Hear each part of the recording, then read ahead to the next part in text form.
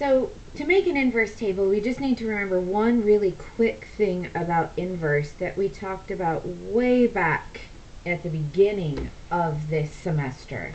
Inverse is really where we switch the input and the output of things. And that was an important concept to understand about functions, that when you switch an input and an output, it changes the behavior of the function. It makes the function do its opposite behavior.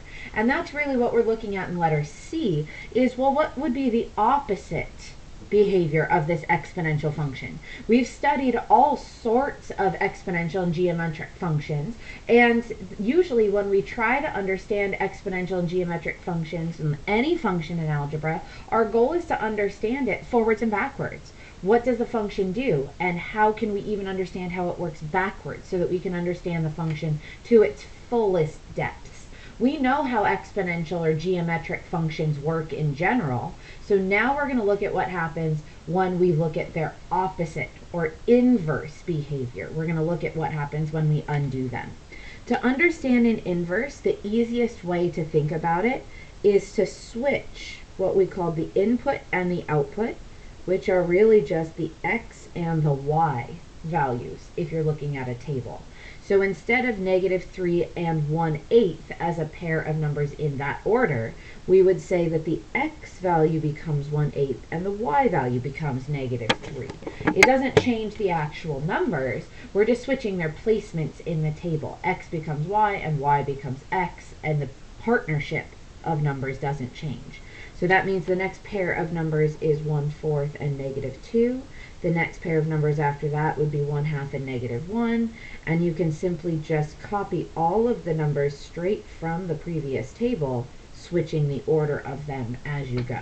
Whoops, and I wrote one of them backwards, sorry about that. Okay, so now that I've made the inverse table, it wants me to graph the inverse on the same axes as the original one. So I'm going to do it in a different color, but hopefully we can just plot the points and see what happens. Again, I don't really want to deal with these fraction decimally things right now, so I'm going to deal with the nice points first and see if I can do that. So I have 0, 1, that would be there. I have, 1, 0, that would be there. 2, 1, which would be here. 4, 2, 8, 3, and then I can deal with some of the fraction points. 1/2 is 0.5, so 0.5 -1 would be there. 0.25 is 1/4, so 0.25 with a y-coordinate of -2 would be there. And I can definitely tell now that I'm seeing this, it looks as though this graph is doing something kind of similar to the previous one, almost like sideways. You see how if the pattern kept going, the dots would look like they're kind of hugging the x or the y-axis like that?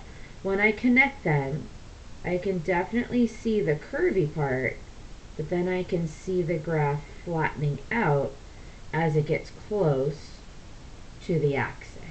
That flattening out is actually kind of important. You'll see it in math analysis. It's called having an asymptote on a graph. And this graph has an asymptote where it starts to flatten out like that. In fact, the first graph we did has an asymptote as well. An asymptote, again, is where the flattening appears to happen, and this graph also had that flattening effect.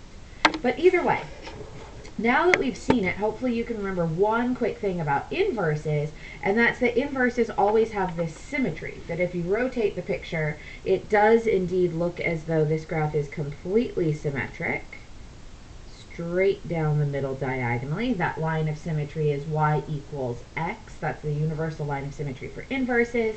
That might remind some of you of something we've seen before. If it doesn't seem recognizable though, that's okay. Because the key here is we have never seen this graph before. We've never seen anything that is vertically kind of flat that then kind of flares out.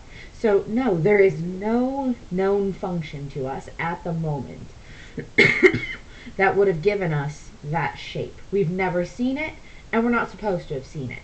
It's brand new to us. And the reason why we've never seen it is because this is actually the graph of what we call a log. So weirdly enough, you've graphed something that you've never seen before.